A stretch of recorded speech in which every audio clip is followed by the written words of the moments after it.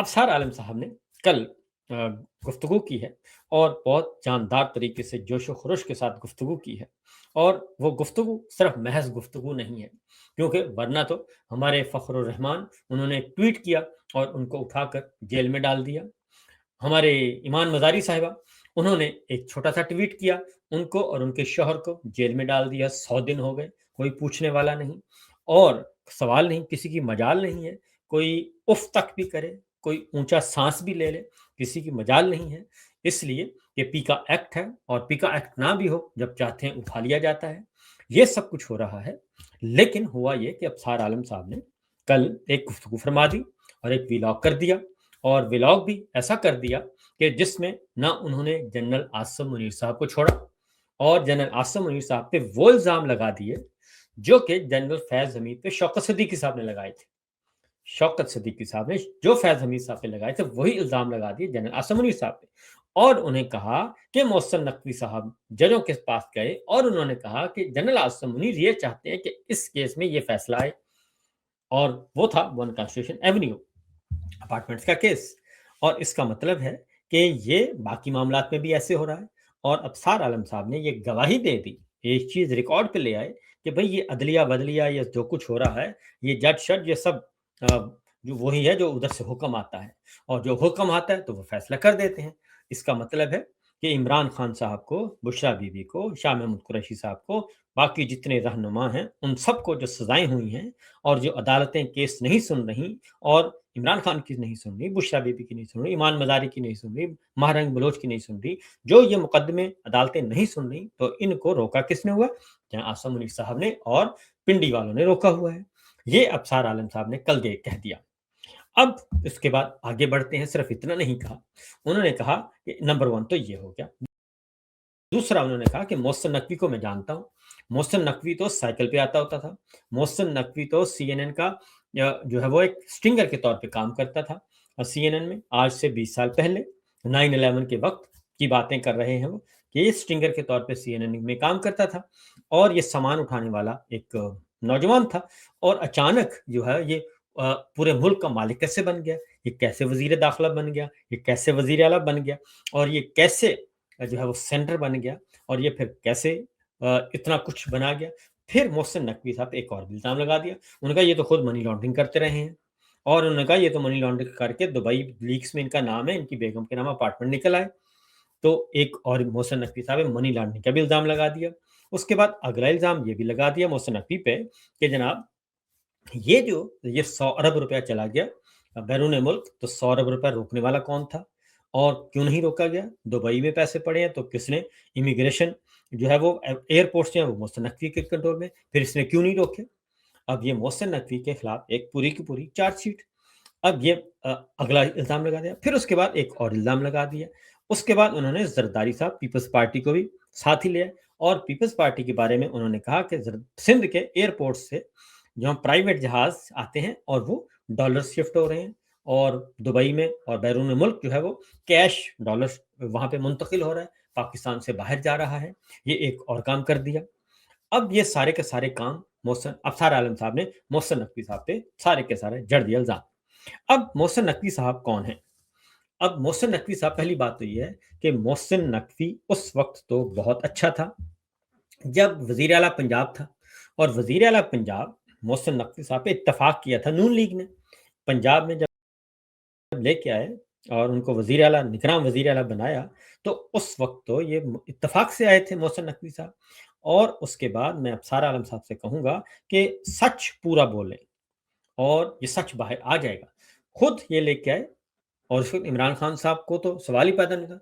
उनको निगरान निगरान वज़ीर आला बनाया। फिर जब मैंडेट चोरी हुआ, तो उस वक़्त भी मोहसिन नकवी वज़ीर आला थे। उस दौरान जब 9 मई हुआ, 9 मई हुआ और जो अब तक उसके पीछे उसकी आड़ में ज़ुल्म हो रहे हैं, वो 9 मई हुआ, वो भी मोहसिन नकवी के दौर में हुआ। ये सब कुछ मोहसिन नकवी जब वज़ीर आला थे, उस वक़्त हुआ। 26 नवंबर हुआ, मोहसिन नकवी वज़ीर दाखिला थे, अता तारड़ साहब उनके साथ खड़े थे। 26 नवंबर हुआ। उसके बाद उससे पहले ज़मान पार्क हुआ, उससे पहले जुडिशल कॉम्प्लेक्स हुआ, उससे पहले मुरीद के हुआ उसके बाद आज़ाद कश्मीर हुआ। तो वो जो कत्लेआम हुआ, वो गोलियाँ चलाई गईं, वो लोगों को मारा गया, बेगुनाह लोगों को, وہ بھی محسن نقوی صاحب کے وزیر داخلہ۔ اس کے بعد یہ جو ایران اسرائیل امریکہ جنگ ہوئی، سکردو میں بندے شہید ہو گئے، گلگت میں بندے شہید ہو گئے، کراچی میں بندے شہید ہو گئے، لاہور میں، اسلام آباد میں گولیاں چلائی گئیں، تو وہ بھی محسن نقوی صاحب وزیر داخلہ تھے، اور یہ سب کچھ ہوا۔ تو ابصار عالم صاحب نے صرف وہ پورشن بولا ہے جو پولیٹیکل سائڈ سے لے کے آئے ہیں، تو یہ ابصار عالم صاحب نے بولا، اور یہ آنن فانن تو نہیں ہوا، کیونکہ یہ لاوا پھٹا ہے، یہ اچانک نہیں آیا، یہ ساری باتیں اچانک نہیں کی ابصار صاحب نے، بلکہ لاوا پھٹا ہے۔ اور لاوا کیسے پھٹا ہے؟ پیچھے کچھ ہو رہا ہے، بند کمروں میں کچھ ہو رہا ہے، کچھ گڑبڑ ہے، اور چھوٹی گڑبڑ نہیں ہے، زیادہ گڑبڑ ہے، اور بندر بانٹ پہ جھگڑا ہے۔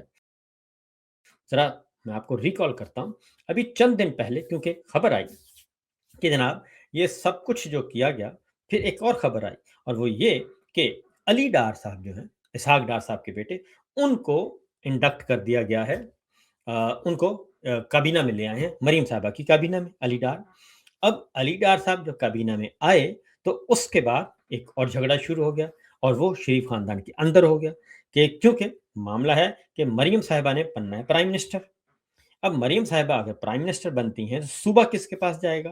اور صوبہ حمزہ شہباز کے پاس جائے گا، کیونکہ شہباز شریف جو ہیں اسی صورت میں وزارت عظمیٰ سے اتریں گے جب وہ یہ کام کریں گے۔ اور صوبہ جو ہے پنجاب جو ہے، وہ تخت پنجاب بھی نہیں چھوڑنا چاہتی مریم صاحبہ، کیونکہ ان کو پتہ ہے کہ پنجاب ہے تو وہ سب کچھ ہے، کیونکہ ان کو پتہ ہے کہ چچا جو ہیں وہ کچھ بھی نہیں ہے، وہ تو وفاق اسلام آباد کے ہیں، پنجاب تو میرا ہے، پنجاب کی ملکہ تو میں ہوں، اور پنجاب میں میرا حکم چلتا ہے۔ لہٰذا شہباز شریف صاحب تو نہ خیبر پختونخوا میں حکومت چلا سکتے ہیں، نہ سندھ میں کر سکتے ہیں، پرائم منسٹر کا کیا ہے، اور بلوچستان میں بھی حکم نہیں چلتا، تو اس لیے پنجاب نہیں چھوڑنا۔ تو پنجاب کے لیے کون؟ اسحاق ڈار صاحب جو ہیں، وہ بھی بہت عرصے سے ان کا دل مچلتا ہے کہ وہ وزیر اعظم بنے، لیکن نہیں بن پا رہے، اور ڈپٹی وزیر اعظم انہوں نے اپنے نام لفظ وزیر اعظم لگوا دیا، لیکن ڈپٹی وزیر اعظم بن گئے۔ اب اس کے پیچھے یہ چل رہا ہے کہ علی ڈار جو ہیں وہ وزیر اعلیٰ پنجاب ہوں گے آئندہ کے لیے، کیونکہ فارم 47 کا سلسلہ شروع ہو گیا، جعلی فارم 47 ہے وہ آپ دے دیں گے۔ اب علی ڈار صاحب آ گئے، اور مریم صاحبہ وزیر اعظم ہوں گی، اور علی ڈار صاحب ہوں گے وزیر اعلیٰ پنجاب۔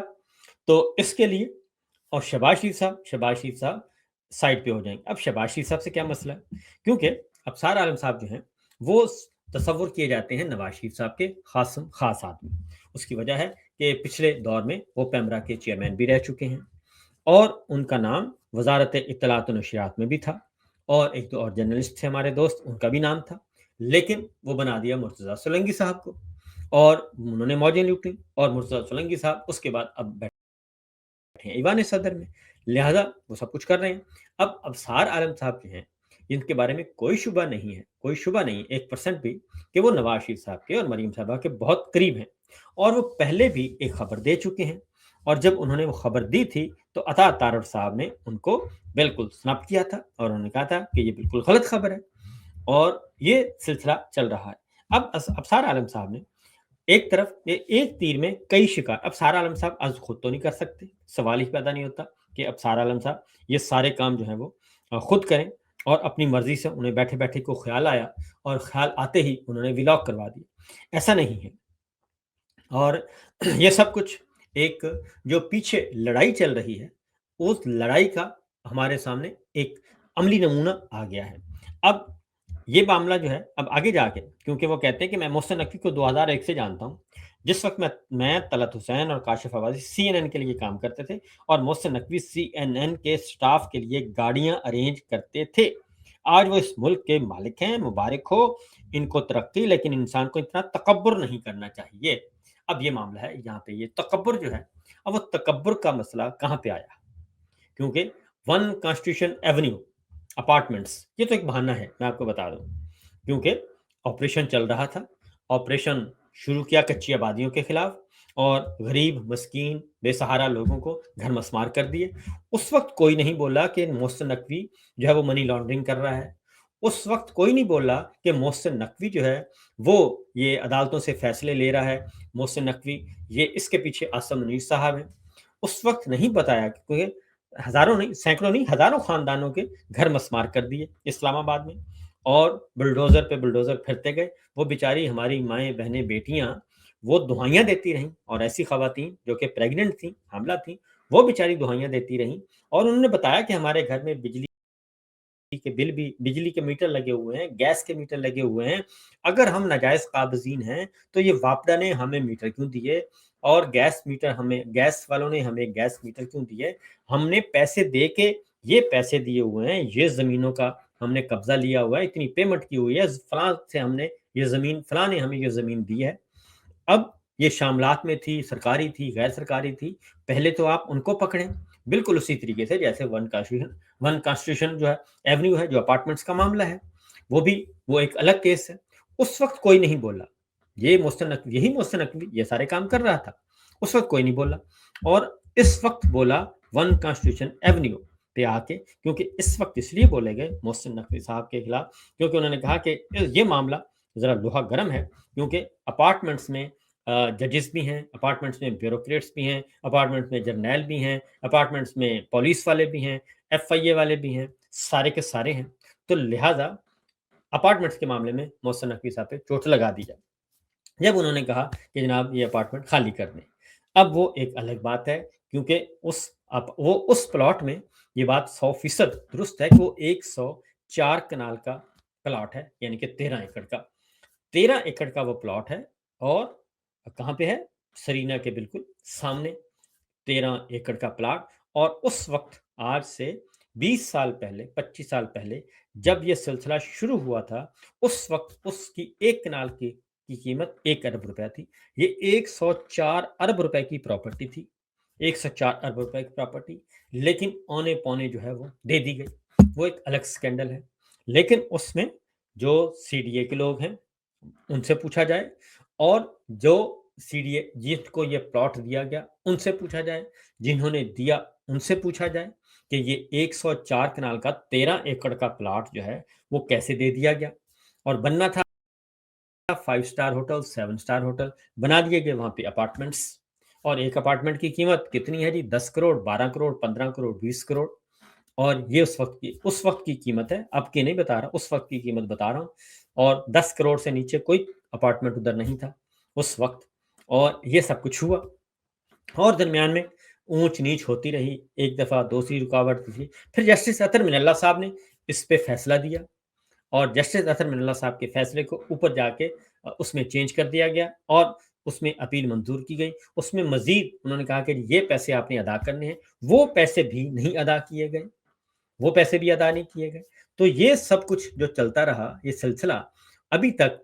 تو یہ محسن نقوی تو کل بھی یہ سارے کام کر رہا تھا. تو اصل مسئلہ کیا ہے؟ اصل مسئلہ آگے جا کے دیکھیں، کیونکہ اب تبصرے ہو رہے ہیں کہ یہ نون لیگ، وقار ملک صاحب وہ کہتے ہیں یہ نون لیگ صحافی محسن نقوی کیسے چڑھ دوڑے جو ہیں، اتنی ہمت کیسے آ گئی ان میں. یہ بڑا سوال ہے کہ آخر یہ ماجرا کیا ہے، کیوں، اس کے پیچھے کون ہے؟ تو جناب اس کے پیچھے بہت آسان سی بات ہے. اس کے پیچھے جو ہیں وہ ان کی جو اندر کی لڑائیاں ہیں وہ ہیں، یعنی کہ عاصم منیر صاحب سے یہ مطمئن نہیں ہے، شہباز شریف صاحب سے مطمئن نہیں ہے، اور خواجہ آصف